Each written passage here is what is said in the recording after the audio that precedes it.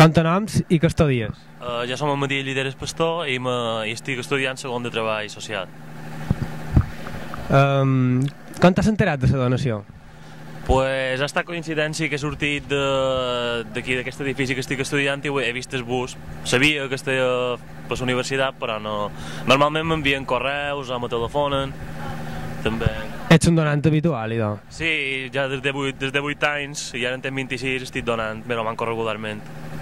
I saps què se fan la sang després? La sang serveix per donar-la a la gent que ho necessiti, que tingui accidents o que hagi d'anar qualque problema mèdic i que necessiti una transfusió. Molt bé.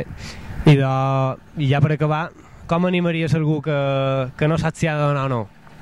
Jo el que he vist, que he intentat bastantes vegades, és que el primer contacte fa molta por.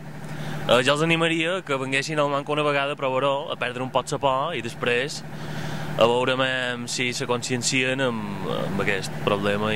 Que després sol anar bé, no? Després de la primera... Sí, jo fa molt de temps que doni i no he vist que hi hagi hagut mai cap problema greu amb ningú.